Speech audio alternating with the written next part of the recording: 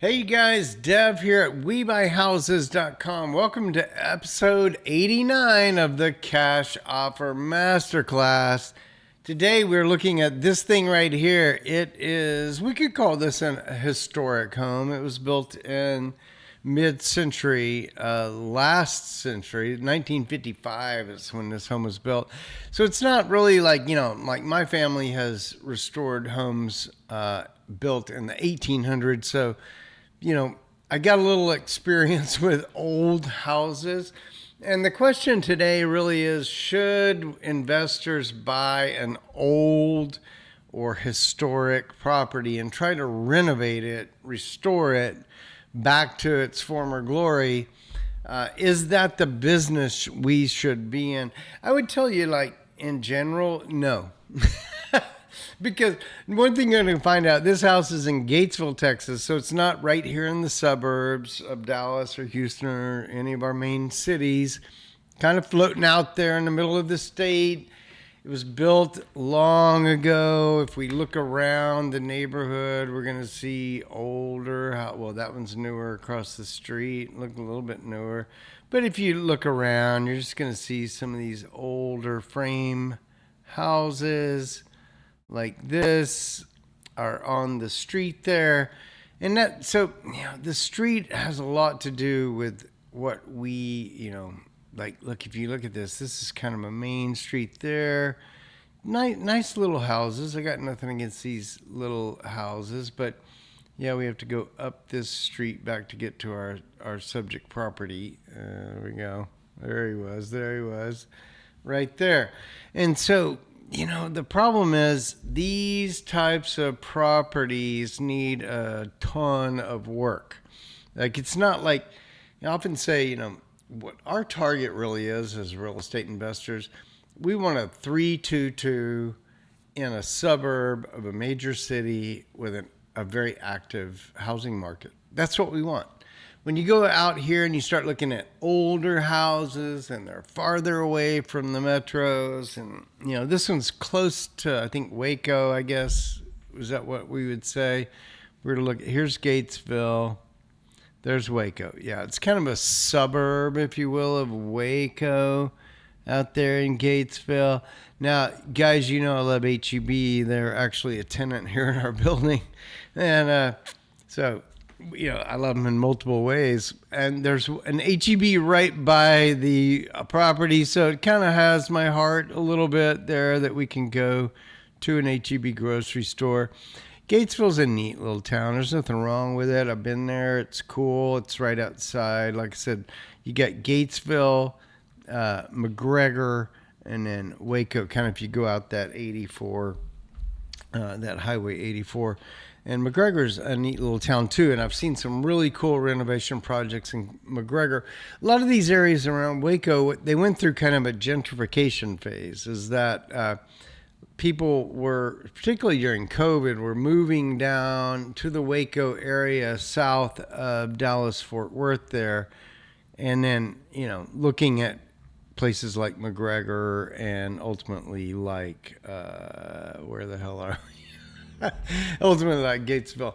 Gatesville is also known for, there's a lot of prisons out there. Most of the people that live in Gatesville work at a prison. And so I did a little, it was actually a Google Gemini search. Tell me about these facilities. And so you get the Alfred Hughes unit, which I think is the big one. But this is what I thought was crazy. Look at all these all-female housing units for our prison system. All the women that we arrest and ultimately put in prison, I think they're going to Gatesville, Texas. So you could go down there, live in this house, and get a job taking care of all these ladies that might be a little spicy, might be a little hard to, keep under control. Or the dudes at the Alfred Hughes unit there in Gatesville, which, hey, can we see you guys? They got a Facebook page. Oh my gosh, they got a Facebook page. Look at those guys. So that's what you do out in Gatesville. You work at a prison. Okay, that's probably not the only situation for you, but You could work there or Walmart or whatever. But here's the house. And so I can't make that thing go away. There's the place. And we're going to go look at this thing. But let's first look at our model. We put the address in, the square feet. And what we do, the first step is we go compute the ARV. What's this thing possibly worth? Now, the wholesaler said the ARV, or after repaired value, is $240,000. Let's go look and see what we see. On Zillow, we see $43,000, which is about what are they asking for? $49,000. Zillow has just taken out the kneecaps of this deal, this $43,000 estimate. I think somebody at Zillow noticed that this wasn't a 130 house. It was a 43,000. I don't know. Look at that. It looks like you bought a stock at the wrong time, or you got like a pump and dump. Here was the pump. There was the dump. And you're the sucker if you own this property. Oh, it's just crazy. But that one's kind of an outlier. This is crazy stuff. And then you see this sometimes when you're looking at houses that are out in the middle of kind of nowhere, and they're old. Like, this house is 1955. Over here on Realtor, we got 198. Hey, it's like multiple, 5 times the, 4 or 5 times the size of the Realtor estimate. And over here, there was one I didn't find. Anyway, at homes.com, one I haven't shown before, has it at 191, and they got that number from First American. I don't know First American Data and Analytics, but that's one they use, kind of like Realtor.com. They pull in sources, other sources. Redfin had it at 112. Do you guys see what's happening here? Everything I look at has it at just some crazy different, valuation. It's tens or hundreds of thousands of dollars off. So this is a crazy thing to look at. And I think that's part of the problem of looking at a house in middle of nowhere and extraordinarily old, right? So it's just a question of what is this thing actually worth. So if we bring all those numbers back into our model, the 43 we got from Zillow, all the way up to the 198 we got from Realtor.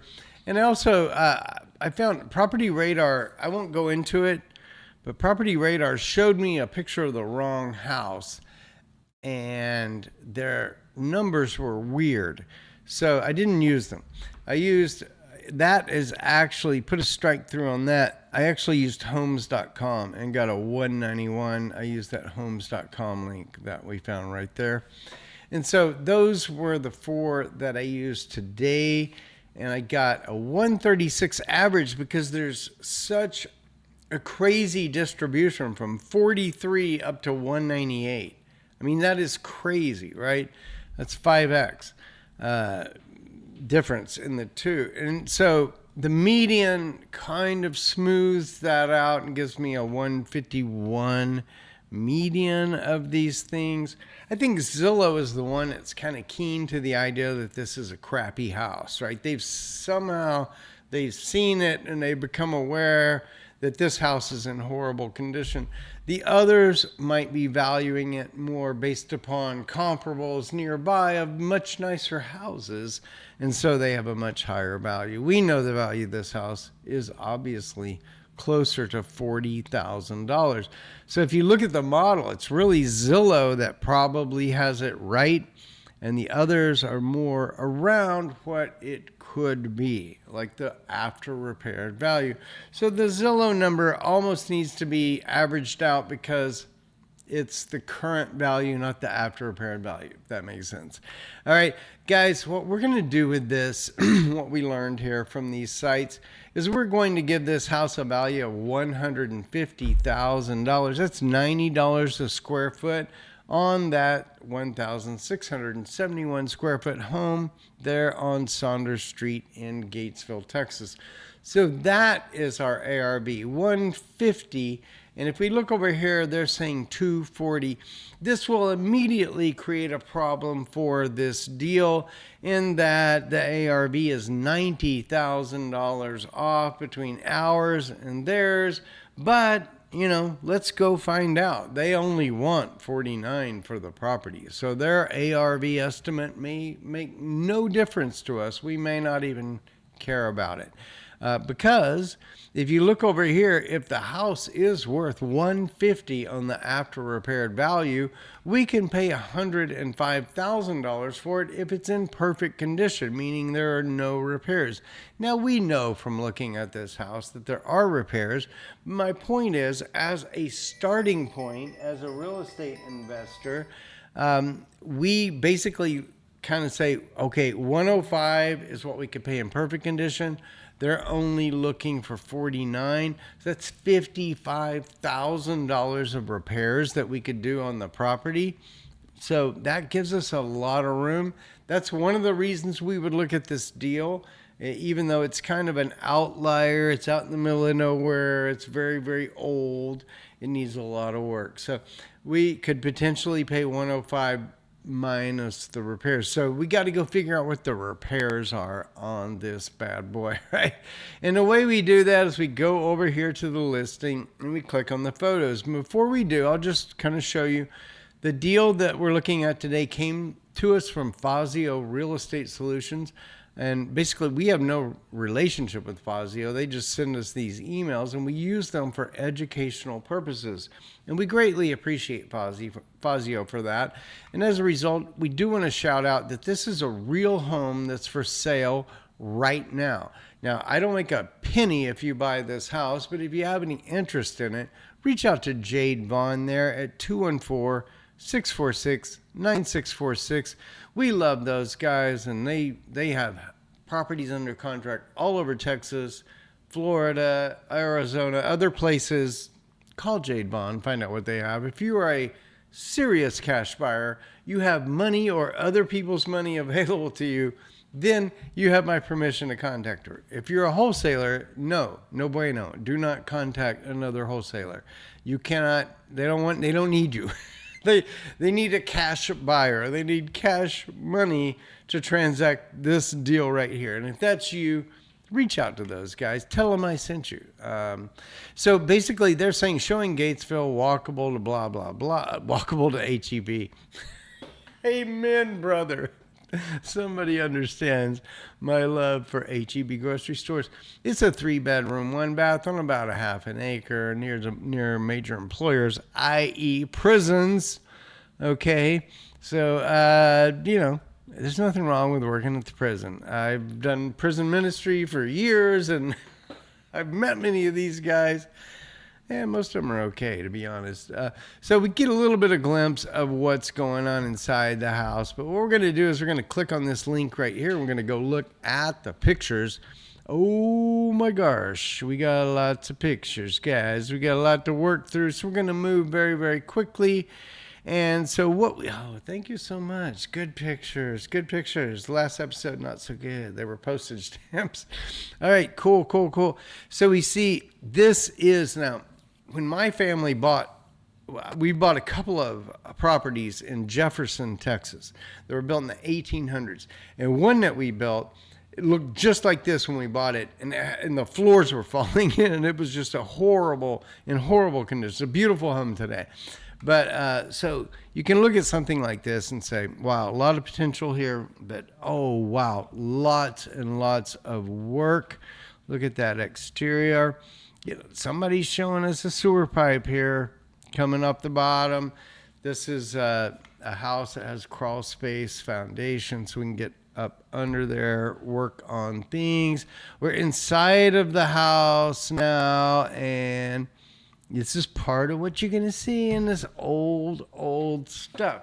There are going to be parts of the house that just rot away and you didn't even know it was happening. And then all of a sudden you realize, oh crap, I got to replace a big whatever. Maybe a water leak or something occurred up over there. It looks like it's in a bathroom with a shower. Can't see too much. Here we're on the front porch. And again, just a tremendous amount of deferred maintenance. If you look at this thing, the lack of obvious, recent painting and things like that. So this house needs a ton of work. We're inside. Yeah. Look at that. Look at that, you guys, right over there. There's a section of the wall that looks like it's kind of missing. Not sure exactly what was going on there. Windows look very old. I would think windows need to be replaced on this house. And, I guess at this point we know it's a full cosmetic, like full cosmetic, like not a 1, maybe a 1.5. I'll talk about that more in the model in a minute. Okay, we're outside. We've got all this exterior issues. I'm guessing the roof is bad. I have to assume everything needs to be done on this house. That looks burned. Something here. This looks burned to me. And we bought a home in Jefferson that had evidence of a prior fire in the attic, and then they had fixed it, and we ended up replacing everything. But my point is, old houses, sometimes this happens. Something burned there. That's what I'm going to tell you. I see right there. It's like, I guess we're in the second story of the house, and kind of very basic in its construction. All this stuff is going to be just these flat doors. Somebody like Dr. Pepper. Somebody liked the doctor. And was very committed to the doctor, and probably is dead today because he's drinking all the Dr. Pepper. I don't know. Shouldn't say that. I don't wish that upon anyone. The kitchen looks horrible. It needs to be completely redone. Needs complete flooring, everything, countertops, appliances. Yes, nobody wants this. Nobody would buy this. You got to get all this crap out of this house, redo it. The whole thing, top to bottom, needs to be redone. So when we look at our numbers, we have about $55,000 to spend. It's going to be more than that, but we'll see how much more than that it might be. That looks like a laundry room area set up for a dryer there. We're up in the attic, and yeah, it's looking like, I swear, this is probably, well, I don't know if it's that whole. Something happened up here, and I'm thinking that might have been an electrical fire. There's just electrical wires just going through an area that looks to me to be burned. Is this a problem? Honestly, it's not a huge problem. It's an old house. You fix that stuff. Get the electrical right. Yeah, it's going to be fine. This is so old. It literally looks older than some of the 1800s homes that we looked at buying when we bought ours. This 1955 home in Gatesville is in kind of horrible condition, my friends. Look at this floor here. We've had to take a whole section out. There was something going on. Something bad happened under there. And they not only had to remove a section, but all of this area to get up under there. Now, part of our goal as a real estate investor is to look at this and say, what was happening? Was it fixed and I can seal it all back up? Or is the original problem still there and I need to fix that first and then put the flooring on? Basically, we got to kind of do it. We're like a detective, and we're going to figure out what the hell happened here. And we're down in the crawl space, and yeah, that looks like a crawl space, and man, all this crap needs to be inspected. I would really worry about a lot of that stuff. All the windows probably need to be replaced. The roof looks horrible. This house, my friends, is the classic old home that needs an entire renovation. This isn't like a restoration, I should say. This isn't a renovation, it's a restoration. It's having to go in and, like, if you look at that section of the roof, like right over there, over here, look, part of it's gone. And I think this is what happened, and what we see down in the ceilings in the house is if the roof fails and stuff, water and such comes in, it's going to come right on through down into the house. just really, really in horrible condition. It's just so rough. The ductwork might be okay. I mean, doesn't look horrible, but everything looks so old. Is that on the lot? Yeah, that's on the lot. It's a bonus, but looks more messed up than the house. So, all right, we're up, I think, in the top of the house, and yes, horrible, horrible. Like, I could spend more time on these pics, but guys, we see what we see, right? Our eyeballs are working. All right, we're up here. That looks to me like fire damage. So I think there was a fire down here. And I think that fire reached up and touched this area, but maybe didn't catch the house completely on fire. That's my guess, because we saw that stuff kind of in the decking that looked burned, maybe from an electrical fire, and then caused these problems. But there's some work to be done up here, and this is fire damage. So, now, again, like I bought. My family actually, and I renovated a home that had damage similar to this. So it's not like the end of the world, but you got to go make sure that the root cause was dealt with, and then you fix the effect. There's a cause and there's an effect, and the effect is what you'll see often. You got to figure out what the cause is, and you got to solve that. Okay, we're looking at the outside of the house again. And it's in pretty freaking horrible condition. And one thing I do like about it is they put like a stone skirt around it. And that's around that crawl space foundation. And that's actually pretty cool. I'm trying to find things to say nice about this house. Honestly, God, dude, this house sucks. I mean, you just look at it and it's like so much more work than anything that you're normally looking at as a real estate investor, where you go, I may need to do the floors. I may need to do the carpet. Oh, I might need to replace that stove. It's like, holy crap. Here, it's like you're walking in going, the floors are gone. It's just a different world when you deal with a historic or old property and you're trying to like restore it. This isn't a renovation, it's a restoration. And it is extreme. I think, maybe a king or queen or maybe a prince slept in that bed. Looks very, very fancy. But those times are gone. Oh my gosh, looking in here and there's just cosmetic everywhere. On top of, serious work that needs to be done to the property. But I don't know, maybe some of the mechanicals are intact. One of the things I noticed as I was looking, here again, just a horrible kitchen. Everything's got to be redone. Even the cabinets, the doors, drawers, it all needs to be. I would tear all this out. I would not keep any of this crap, because it's so much easier to bring in new stuff with the drawers, and like you wouldn't come in here and replace that junk on this framework. It's worthless. You would demo everything out to the walls here, and you would bring new stuff in, new appliances in. So this is such a huge job. And it looks like we're at Denny's or something over here eating the breakfast. Been a little while probably since somebody sat there, but yeah, there we go. Just horrible. It's all tear out. It's all tear out. Oh, brother, in 1955, they didn't quite have the construction techniques that we have today. They're lucky this house didn't burn down, because I think what we were seeing in those pictures was a fire happened and it scorched the top of the house, and praise God it didn't burn the whole thing down.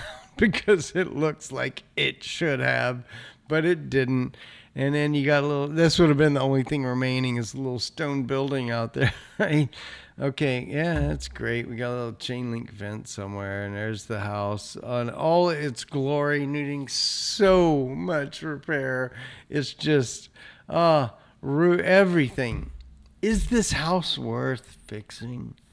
I mean, that's one question you have to ask, because maybe maybe this house should be torn down and you should start over because it's so much work to bring it back to a functional home. Yeah, I do kind of like it. This little thing up here, the little window view, which is long gone, that was kind of a cool little touch. I like the curved arches over the front and side entrance to the porch there. It's kind of cool. I like the pitch of the roof. It's nice. It's not a bad looking house. It could be a nice house. It's just, should you try to, are you the hero that's going to bring this thing back? Man, I don't know. All right, let's do the repairs on this one. Cosmetic, I'm giving it at least a 2 because we got to do inside and outside. I don't know if that's enough. I'm going to give general repairs a 2 because we've got inside and outside, all kinds of repairs. I don't know about the electrical, plumbing, HVAC, and foundation because one of the problems is in this email, Fazio did not spell out the issue or the what they knew about those things, the big 5. Usually they'll say no known issues or do your due diligence. And in this case, they did not give us that info. When they don't give me that info, I need to make some assumptions. I'm going to assume it needs an HVAC, and I'm going to obviously assume that it needs a roof. That puts us at $75,000 of repairs and kind of fixing up the house, exterior, interior, putting an HVAC system in, putting a roof on it. Does it need foundation and electrical and plumbing? It probably does. You guys see this thing, right? It's a POS. It probably needs those things. But I'm going to stop right here because I'm going to end up just beating on this house relentlessly until, we've beaten it to death. We're at $30,000, guys. They want 50. We're not in the same universe. This house, it's just too much. Historical or very old home that needs this level of repair is an extraordinary issue, thing for a real estate investor to take on. Generally, guys, as real estate investors, we're looking for the 322s in the suburbs next to the big city. There's good schools. There's an active market. It needs cosmetic and, maybe some repair, maybe a roof or foundation, in and out. Boom. This is not that. This is buying a house that could be worth $150,000 that is currently worth $30,000. This house is worth 20% of what it could be worth. So just to review, as we exit this one, our calculation is after repaired value times 70% minus the repairs equals the cash offer. ARV on this one, we determine 150. That times 70% is 105 minus repairs of 75 takes us to a cash offer of 30. That's where we are on this one, and that is the answer. Sorry, Fazio, I wish I could have come to the 50, but I just can't get there, and I have a feeling it might be even a little bit worse. So what's my advice to you guys? Should we buy things like this? My advice is no. Hell no. Guys, come on. This is not what we're looking for. We're looking for the... I've said it twice. I'm not going to say it again.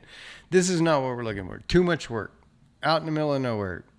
Could be worth 150, but, wouldn't you rather be working on a house like this that you could get at 30 that might be worth 300 or 400 or something like that? Well, you'd get that if it was closer to the city. So if this was closer to a major city, it might make sense. As a suburb to a suburb of Waco, Texas, no. It doesn't. Okay. All right. That's it for me today, guys. Hey, if you have any interest in what we do here, we sell leads at Fast Home Offer. We sell territories to highly qualified professional real estate investors nationwide. We've got a few good ones that you should call and talk about. We've got some really cool opportunities. And then for the top tier investors that we work with, we also have this thing called Housing Valet. Can you see my shirt? And in that one, we take leads from our own systems and from partners like Realtor.com. We pre-qualify them, and if they are truly motivated, we match them out to real estate investors on a referral fee basis. So you don't even pay for the lead, you only pay if you buy it. So housing valet is really cool, but it's only cool for the top tier guys. Like, you need to be a cash buyer that can do these deals, and we're not looking for wholesalers in housing valet, in other words. But if you're a wholesaler, you can buy leads from us. And really cash buyers are what we're looking for in WeBuyHouses.com and Housing Valet. We're looking for people that have experience. But those are the 3 ways we can work with you. So if you're a newer guy, reach out to Mike and ask him about buying leads from us, because we have the best leads.